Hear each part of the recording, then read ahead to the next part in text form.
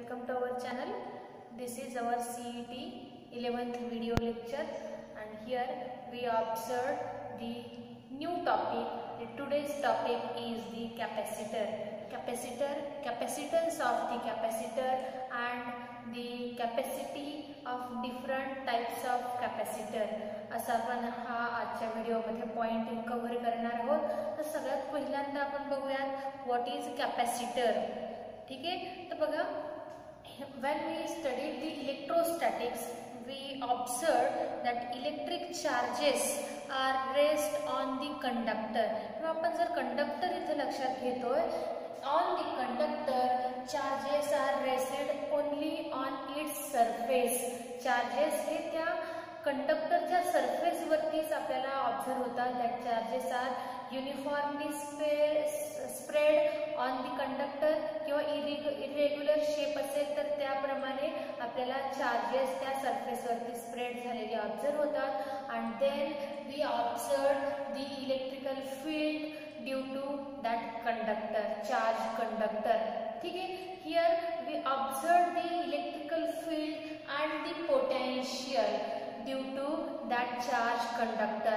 When we observe any conductor, charges are present only on the surface of conductor, then so that the electrical field inside the conductor is zero. त्यामुळे त्या कंडक्टरच्या आतमध्ये जे काही electrical field आपण observe करू तर ते इलेक्ट्रिकल फील्ड कसं असणार आहे, झिरो असेल.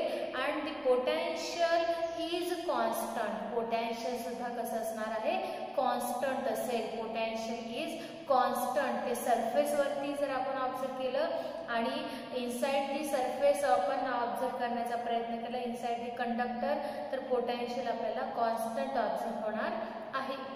आणि त्या गोष्टीचाच आपण इथं वापर करून कॅपॅसिटर हा एक इलेक्ट्रॉनिक कंपोनंट इथं लक्षात घेत आहोत, तो आपण इथं तयार करतो. तर कॅपॅसिटर हा असा एक कंपोनंट असणार आहे, इलेक्ट्रिकल कंपोनंट असेल की that capacitor is increases or the device, असं एक डिव्हाइस, कॅपॅसिटर म्हणजे असं एक प्रकारचं डिव्हाइस असेल, device which increases the charge storing capacity.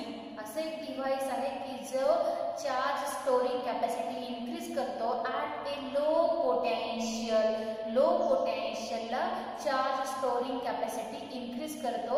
असा जो एक डिव्हाइस असणार आहे, इलेक्ट्रॉनिक डिव्हाइस असेल, that device is called as a capacitor.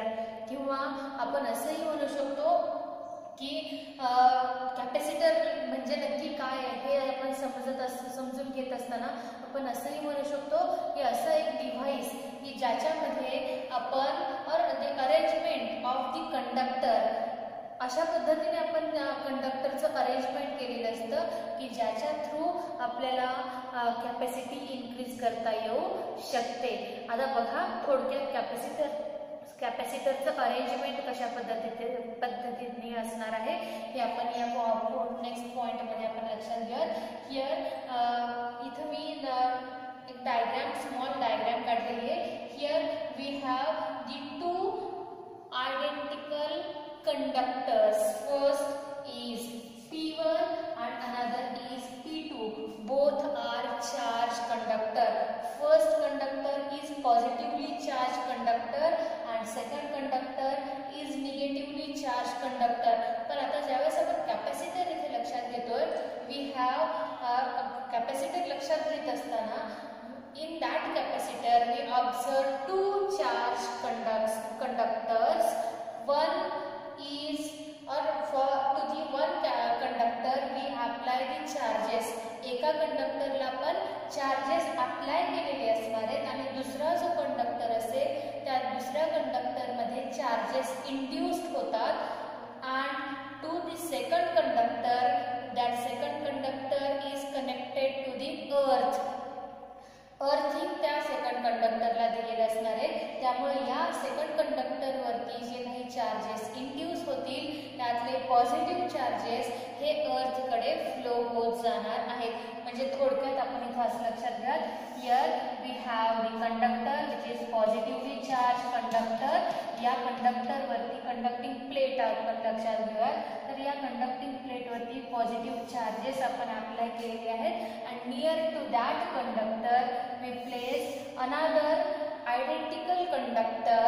Due to the positively charged conductor P1, charges on the P2 is induced or on the P2 charges are induced आणि ते कसे असतील nearer face of the P1 we observe the negative charges are induced and the farther face we observe the equal positive charges are induced. त्या positive plate जी P1 आहे त्याच्या जवळचा जो face असेल P2 चा त्यावरती निगेटिव्ह चार्जेस इंड्यूस झालेले तुम्हाला ऑब्झर्व होतील आणि त्याच्याच अपोजिट साइड जी असेल त्या P2 कंडक्टरची त्यावरती नियरर जो फेस आहे त्यावरती निगेटिव्ह चार्जेस तुम्हाला इंड्यूस झालेले ऑब्झर्व होतील आणि त्याच्या एक्झॅक्ट अपोजिट फेस जो आहे जो की पॉझिटिव्ह प्लेट P1 पेक्षा दूर आहे त्यावरती पॉझिटिव्ह चार्जेस इंड्यूस झालेली असणार आहे. आणि या फार्दर फेसला ज्यावेळेस आपण अर्थिंग अप्लाय करतोय that time this positive charges are flow towards the earthing. ते पॉझिटिव्ह चार्जेस जे या साइडला इंड्यूस झालेले होते ते कुठं ट्रॅव्हल केले त्यांनी तर अर्थिंगकडे त्यांनी ट्रॅव्हल केलं. त्यामुळे आता P2 वरती फक्त आता आपल्याला निगेटिव्ह चार्ज प्रोड्यूस झालेला दिसणार आहे. Means now we observe the two plates, one carries the positive charge, another carries the negative charge. Both are separated by a certain distance and the middle space. या दोघांमधला जो space आहे that space is filled with the air or with the dielectric material. या दोघांमधला जो space आहे तो एकतर एअरने फिल झालेला असू शकतो किंवा डायइलेक्ट्रिक मटेरियलने फिल केलेला असू शकतो. And such arrangement is the capacitor. अशा प्रकारचं जे अरेंजमेंट आपण इथे ऑब्झर्व करतोय ते अरेंजमेंट म्हणजेच काय असणार आहे कॅपॅसिटर असणार आहे. That is called as the capacitor. Now such capacitor have the particular capacitance किंवा त्यालाच आपण म्हणणार आहोत capacity of the capacitor. Capacitance और कॅपॅसिटी ऑफ दी कॅपॅसिटर. तर हा कॅपॅसिटी कशा पद्धतीने आपण इथं फाइंड आउट करू शकतो.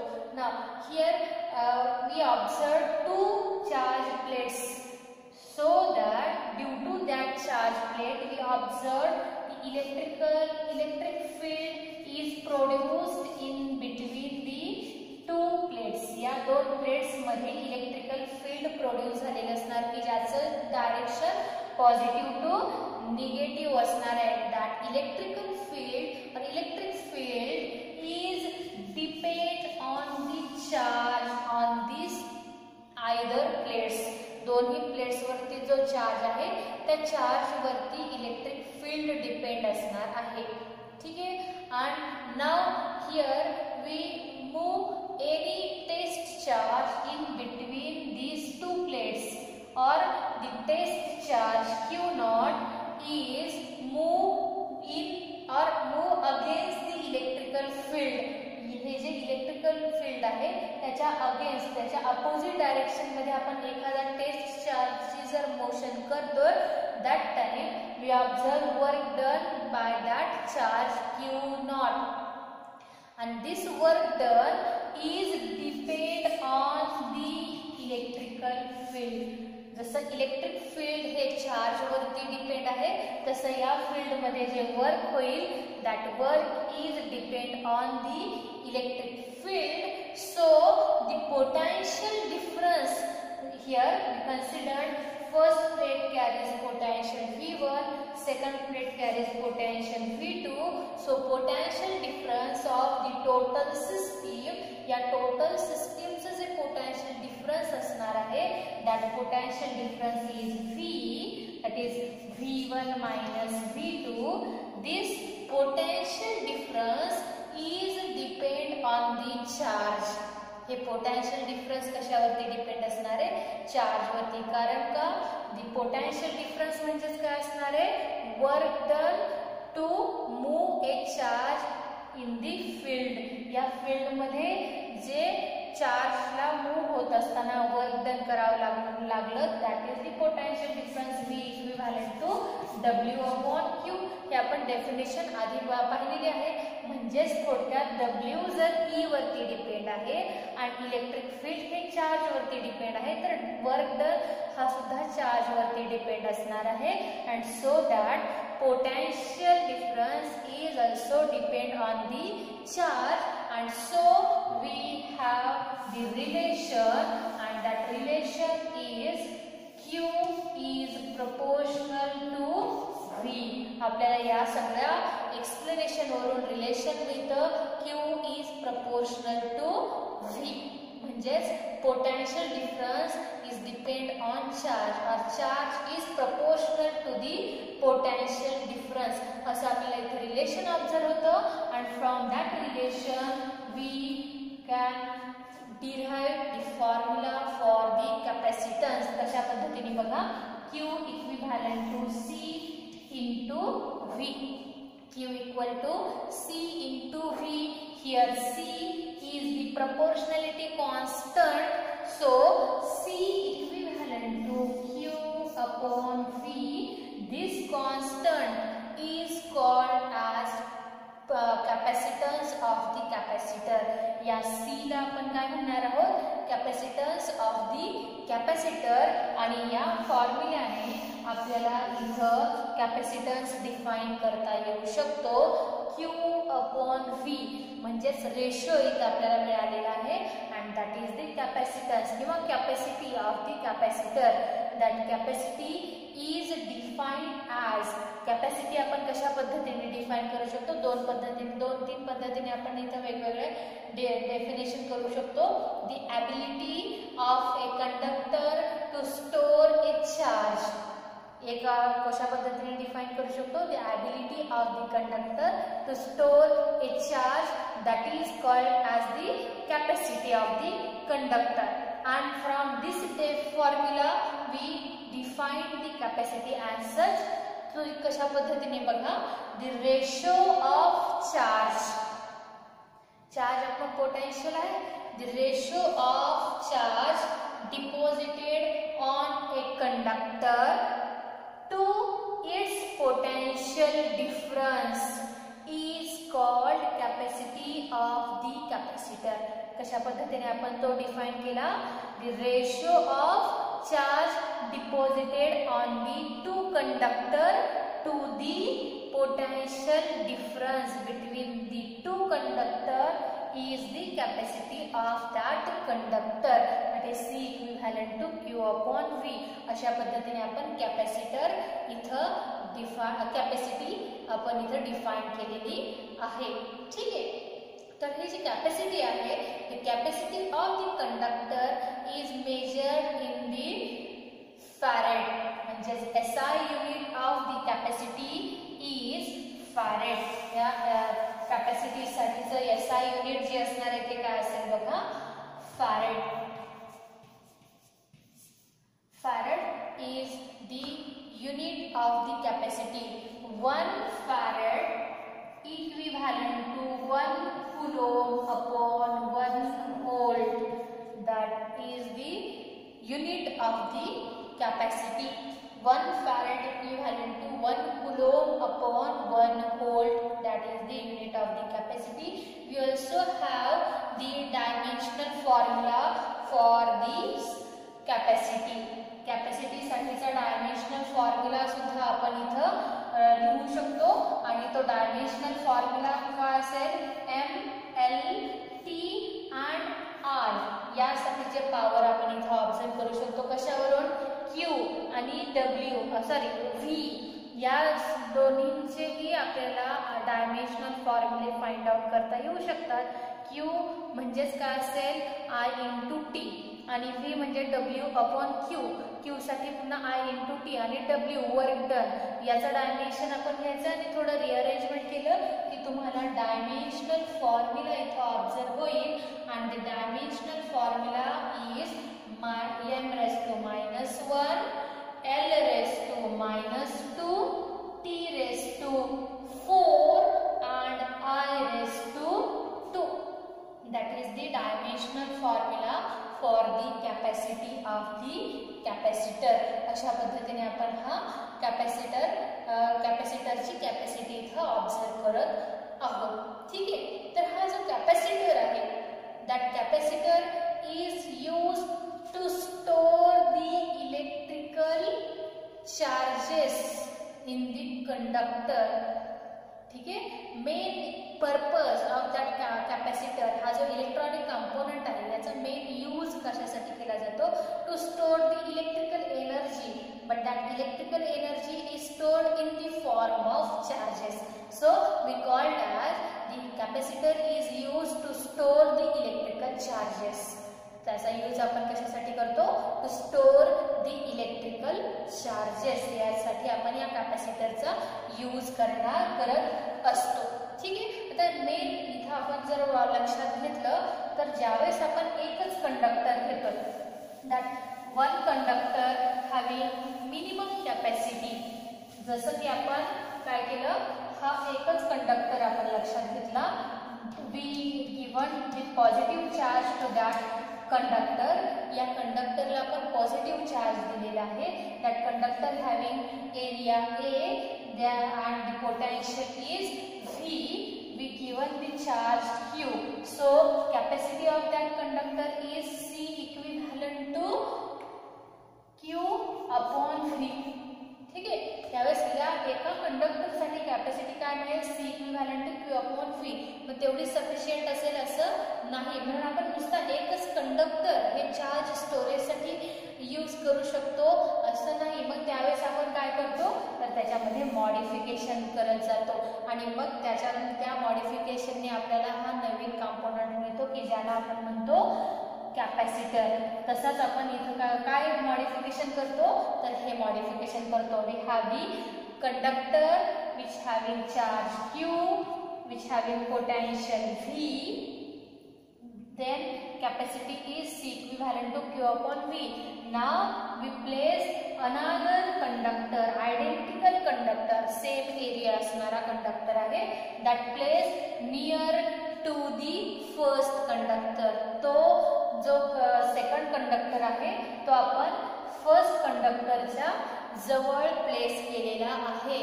Due to the field of the first conductor, electric charges are induced on the second conductor.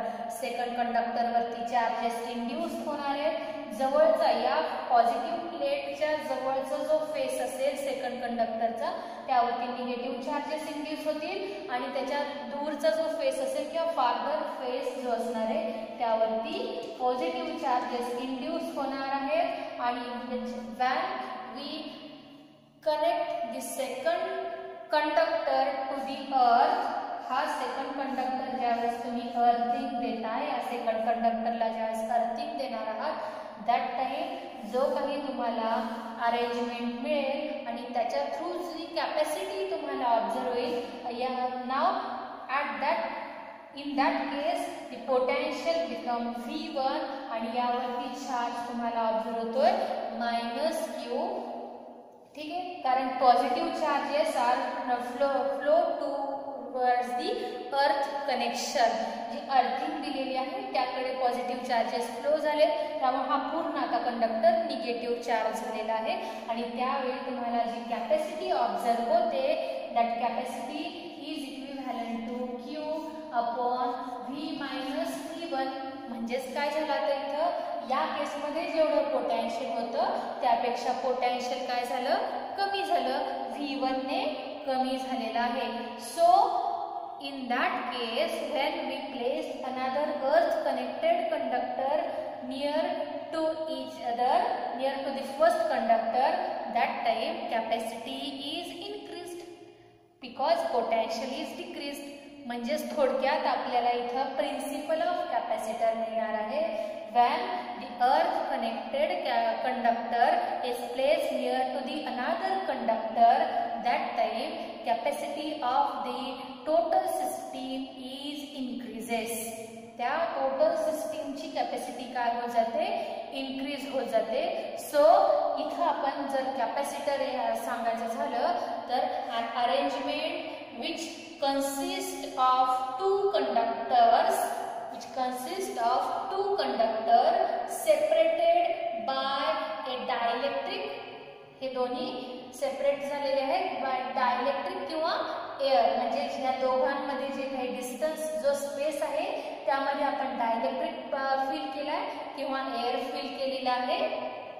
That is called as conductor किंवा sorry that is called as capacitor किंवा त्यालाच आपण म्हणू शकतो condenser.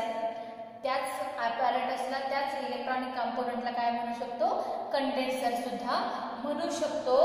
Out of two plates, one is charge plate, दोन्ही plate पैकी एक ही चार्ज प्लेट असणार आहे.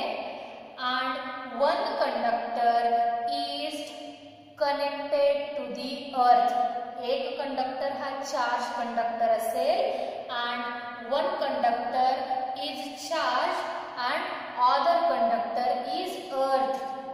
अदर सेकंड कंडक्टर जो असणार आहे तो कुठं कनेक्ट केलेला असणार आहे, अर्थ कनेक्टेड असेल. So by this device we increase the charge storing capacity. या अशा प्रकारच्या डिव्हाइसने आपण काय करू शकतो, चार्ज स्टोरिंग कॅपॅसिटी इन्क्रीज करू शकतो at a relatively low potential.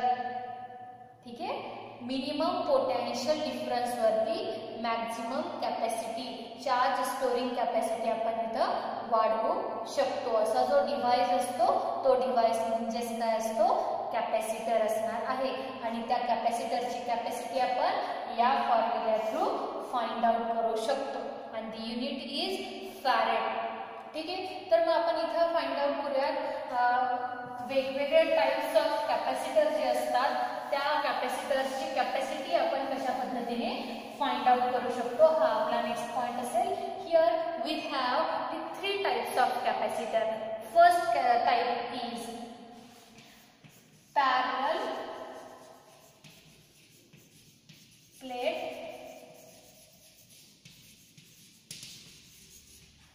First type is parallel plate capacitor. Second type असणार आहे spherical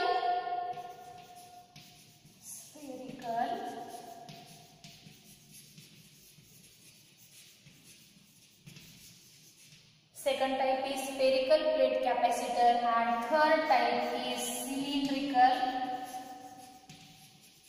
plate capacitor. We have these main three types of the capacitor: parallel plate capacitor, spherical plate capacitor and cylindrical plate capacitor.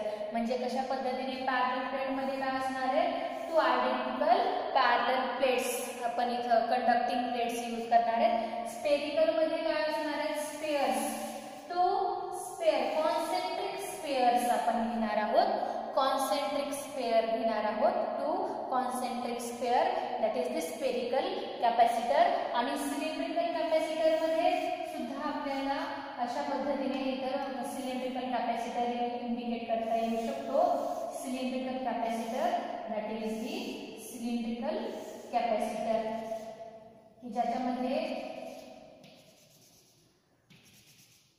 हे तुमचे दोन cylinder concentric यांच्यामध्ये सुद्धा तुमचा जो centre जो असणार आहे तो एकच असणार आहे. ह्या सिलेंडर मध्ये सुद्धा large cylinder and small cylinder, जो इनर सिलेंडर असेल आणि आउटर सिलेंडर, दोघांची सेंटर जो असणार आहे तो एकच असणार आहे. अशा पद्धतीने आपल्याला तीन टाइप्स इथं ऑब्झर्व होणार आहेत. आता बघा, या पॅरलल प्लेट कॅपॅसिटर असेल किंवा सिलेंड्रिकल कॅपॅसिटर और स्पेरिकल कॅपॅसिटर आपण जर लक्षात घेतोय तर त्यांच्या कॅपॅसिटी आपण कशा पद्धतीने फाइंड आउट करू शकतो, हा आपला नेक्स्ट पॉइंट असणार आहे. Capacity of the parallel plate capacitor and we also observe the capacity of the cylindrical spherical plate capacitor.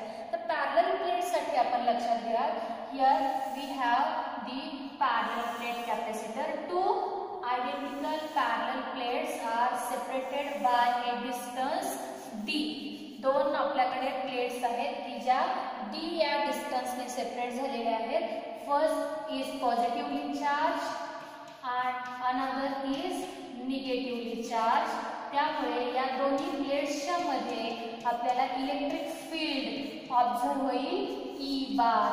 That is the electric field in between the two identical plates. ठीक है. Here we observe uniform electric field is produced. आता बघा या दोन प्लेट्सच्या मध्ये कोणताही आपण M पॉइंट कन्सिडर केला तर electric field at that M point आपण फाइंड आउट करू शकतो. कशा पद्धतीने तर याच्या आधी आपण गॉस थिअरम बघितलेला आहे आणि ॲप्लिकेशन्स ऑफ गॉस थिअरम बघितला आणि त्या ॲप्लिकेशनमध्ये आपण असं एक पॉइंट ऑब्झर्व केला आहे electric field outside and near the charge conductor. ठीक है. Electric field outside but near the charge conductor असं आपण तिथं Gauss theorem through find out केलेला आहे आणि तो फॉर्म्युला काय रिप्रेझेंट करतो की equivalent to sigma upon epsilon 0 किंवा जर एखादं डायलेक्ट्रिक मटेरियल असेल तर सिग्मा अपॉन एप्सिलॉन 0 के हा आपल्याला इलेक्ट्रिक फील्ड त्या केसमध्ये ऑब्झर्व होतोय. तर इथंही आपण या दोन प्लेट्सच्या मध्ये जिथं की इलेक्ट्रिक फील्ड E बार प्रोड्यूस झाले तिथं आपण हा M पॉइंट कन्सिडर केला आणि त्या M पॉइंट वरती इलेक्ट्रिक फील्ड किती असेल तर त्या तो पॉइंट कुठे near but outside the charge conductor आहे. त्या चार्ज कंडक्टरच्या बाहेर आहे पण जवळच कुठेतरी. त्यामुळे ती इलेक्ट्रिक फील्ड किती असेल sigma upon epsilon 0 equal to sigma upon epsilon 0 K. जर डायलेक्ट्रिक मटेरियल असेल तर के आपण डायलेक्ट्रिक कॉन्स्टंट घेणार आहे पण जर एअर असेल तर फक्त एप्सिलॉन 0 घेणार आहे. पण हिअर सिग्मा काय आहे sigma is the surface charge density जी आपण Q अपॉन ए ने रिप्रेझेंट करतो.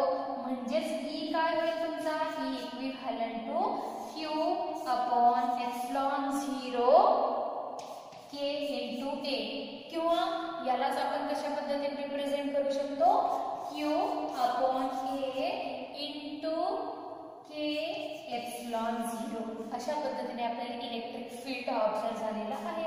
पण आता इथं ज्यावेळेस दोन प्लेट्स आपण घेतलेल्या आहेत आयडेंटिकल प्लेट्स आपण घेतल्यात की ज्या D या डिस्टन्सनी सेपरेट झाल्यात तर तुम्हाला इथं यांच्यामध्ये काहीतरी सर्टन पोटेन्शियल डिफरन्स ऑब्झर्व होणार आहे. ठीक आहे. So from the definition of electric field E equivalent to V upon D. ठीक आहे. इलेक्ट्रिक फील्डच्या डेफिनेशन वरून आपल्याला इथे काय मिळू शकतो V upon D हे रिलेशन मिळणार आहे. आणि आता आपल्याला दोन फॉर्म्युले मिळाले that is first and this is second formula आणि हे दोन्ही जर आपण आता कंपेअर केले तर काय मिळतं बघा Q upon A K epsilon 0 equal to V upon D. So Q upon V equal to A into K epsilon 0 upon D. But Q upon V याच्या आधीच्याच पॉइंट मध्ये आपण पाहिलं Q upon V म्हणजेच काय capacity of the capacitor. So Q upon V is represented by symbol C. C equal to A into K epsilon 0 D upon D. म्हणजेच आपल्याला काय मिळालं इथं तर capacity of the parallel plate capacitor. इथं आपल्याला फॉर्म्युला कशाचा मिळाला capacity of the parallel plate capacitor आपल्याला इथं फाइंड आउट झालेला आहे. ज्यावेळेस आपल्याकडे असे पॅरलल प्लेट कॅपॅसिटर आहे की दोन प्लेट्स ह्या D एवढ्या डिस्टन्सने सेपरेट झाल्यात आणि त्या प्लेट्सच्या मध्ये युनिफॉर्म इलेक्ट्रिक फील्ड E बार प्रोड्यूस झाले तर त्यावेळेस कॅपॅसिटी त्या कॅपॅसिटरची जी असेल ती कशावरती डिपेंड असणार आहे एरिया म्हणजे साईज वरती डिपेंड असणार आहे. ठीक आहे. त्यानंतर डिस्टन्स दोन्ही प्लेट्स मध्ये डिस्टन्स किती आहे त्यावरती तुमची कॅपॅसिटी डिपेंड असणार आहे. ठीक आहे. त्यानंतर K एप्सिलॉन 0 म्हणजेच त्या प्लेट्स मध्ये कोणत्या प्रकारचं मीडियम आहे त्या मीडियम वरती सुद्धा कॅपॅसिटी डिपेंड असणार आहे.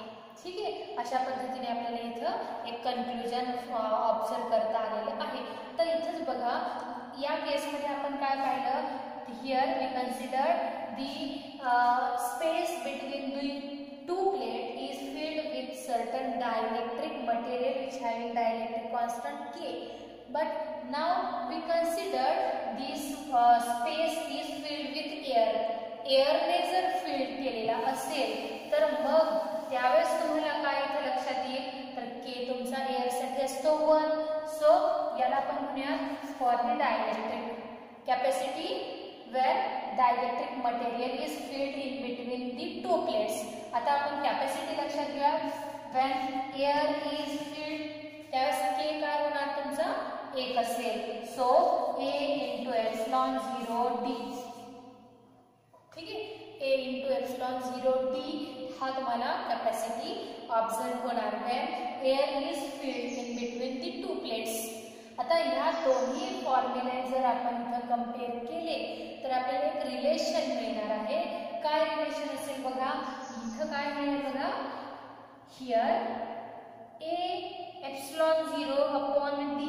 A epsilon 0 upon D म्हणजे काय C air capacity for the air.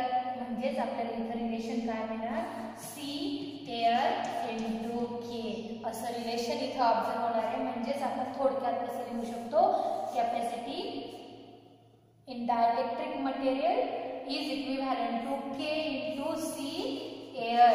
अशा पद्धतीने रिलेशन मिळेल. म्हणजेच डायलेक्ट्रिक कॉन्स्टंटचा अजून एक नवीन फॉर्म्युला इथं आपण लिहू शकतो C D upon C air equivalent to K. हा सुद्धा आपण इथं फॉर्म्युला नोट डाऊन करू शकतो. अशा पद्धतीने आपल्याला इथं फॉर्म्युला ऑब्झर्व होणार आहे. हा आपला अजून एक फॉर्म्युला असेल. याच्यानंतर आपल्याला हा फॉर्म्युला लक्षात घेऊया. आणि हा फॉर्म्युला हा किंवा ज्यावेळेस आपण पर्टिक्युलर डायलेक्ट्रिक मटेरियल यूज केलेलं असेल त्यावेळेस आपल्याला हा फॉर्म्युला असणार आहे. जर डायलेक्ट्रिक मटेरियल यूज केलं नाही we have the air filled in between the two plates तर त्यावेळेस आपल्याला हा फॉर्म्युला घ्यायचा. आणि त्यामुळे ह्या दोन कॅपॅसिटीमध्ये रिलेशन काय असेल तर C D upon C air equivalent to K. C D म्हणजे काय capacity when dielectric material is filled between the two plates. आणि सी एअर म्हणजे काय असेल capacity when air is filled in between the two plates. ठीक आहे. अशा पद्धतीने आपल्याला हे रिलेशन मिळणार आहे. आता याचबरोबर आपल्याला त्या दोन प्लेट्समध्ये ज्यावेळेस आपण अशा प्रकारे इलेक्ट्रिक फील्ड ऑब्झर्व करतोय तर त्यावेळेस आपल्याला तिथं फोर्स सुद्धा फाइंड आउट करता येऊ शकतो. कशा पद्धतीने फोर्स फाइंड आउट करता येऊ शकतो बघा. Here we know the formula E equivalent to F upon Q. ठीक आहे. E equivalent to F upon Q असा हा आपल्याकडे फॉर्म्युला आहे. त्यामुळे फोर्स काय असतो तर फोर्स म्हणजे असेल E इंटू Q. पण याच्या आधी आपण Q काय काढला सॉरी E चा फॉर्म्युला आपण काय फाइंड आउट केला तर E म्हणजे आहे Q upon A into K epsilon 0 हा आपला E चा फॉर्म्युला आहे. तर मग आपण इथं फॉर्म्युल्यामध्ये व्हॅल्यू सबस्टिट्यूट करू शकतो. काय होईल मग force F equivalent to Q upon A K epsilon 0 into Q. म्हणजेच फोर्स काय मिळेल आपल्याला इथं फोर्स साठीचा फॉर्म्युला असणार आहे that is force F equivalent to Q square upon A K epsilon 0.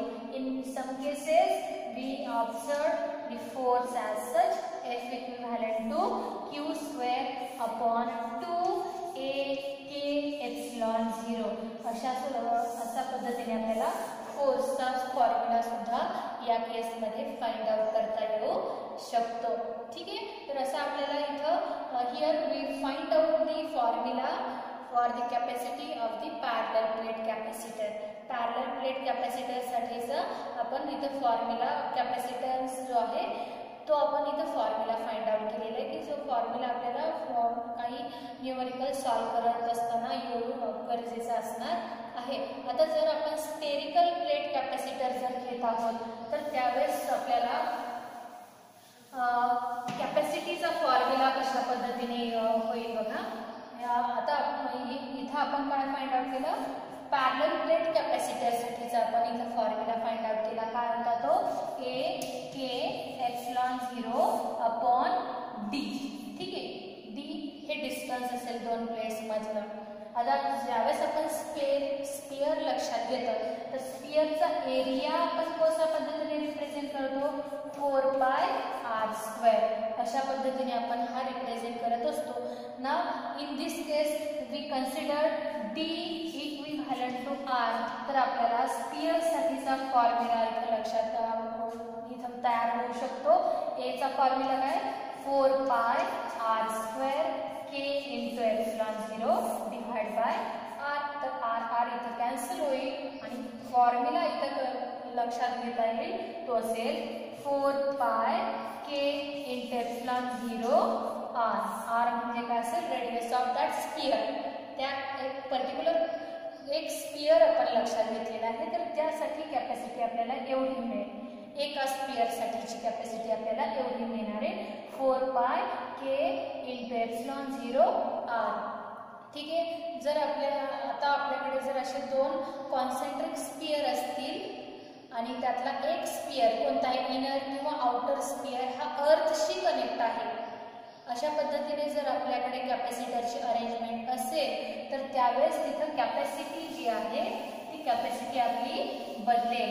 मग त्यावेळेस काय होईल तिथे आपण स्पियरच्या एरियाचा जो फॉर्म्युला आहे त्याचाच यूज करणार आहे. पण आता इथं आपल्याकडे दोन स्पियर असणार आहे. एका अशा याच्यामध्ये कदाचित फर्स्ट इनर स्पियर हा अर्थ कनेक्टेड असू शकतो किंवा आउटर स्पियर हा अर्थ कनेक्टेड असू शकतो. म्हणजे हे बघा हा तुमचा फर्स्ट स्पियर आहे आणि that is the outer sphere. ठीक आहे. हा इनर स्पियर आउटर स्पियर. काही केसेसमध्ये इनर स्पियर हा अर्थ कनेक्टेड असू शकतो आणि काही केसेसमध्ये आउटर स्पियर हा अर्थ कनेक्टेड असू शकतो. ठीक आहे. आणि याच्यामध्ये काय ते दोन्ही स्पियर काय असतील चार्ज स्पियर असणार. याच्यावरती पॉझिटिव्ह चार्जेस असतील तर यावरती काय होणार आहे निगेटिव्ह चार्जेस तुम्हाला ऑब्झर्व होणार आहेत. अशा पद्धतीने हे स्पेरिकल कॅपॅसिटर आपण इथं ऑब्झर्व करतो. तर फॉर्म्युला काय इथं तयार होईल जर आपण काय बघतोय here we considered the outer sphere is earth connected.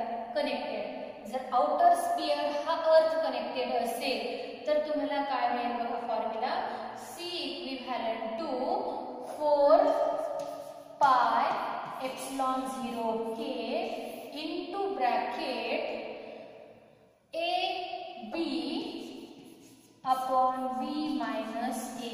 अशा पद्धतीने जर आउटर स्पियर हा अर्थ कनेक्टेड असेल तर असा हा फॉर्म्युला मिळेल.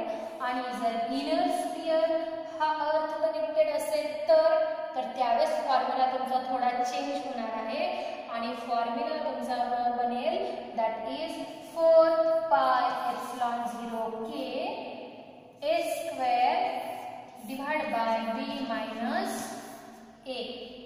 अशा पद्धतीने आपल्याला इथं फॉर्म्युला क्लिअर झालेला असणार. Sorry here B² divide by B minus A.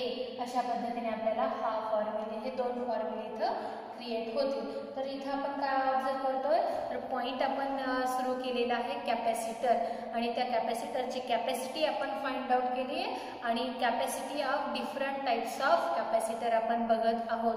तर इथं आपण फर्स्टली ऑब्झर्व केलेला आहे capacity of the parallel plate capacitor आणि त्याच्याशी रिलेटेड फॉर्म्युला आपण फाइंड आउट केला आहे. याच्याबरोबरच्याच व्हिडिओमध्ये आपण त्यावरचे काही क्वेश्चन सॉल्व करणार आहोत. तर या पॉईंटपर्यंत आपण इथं थांबूयात. Okay student, thank you.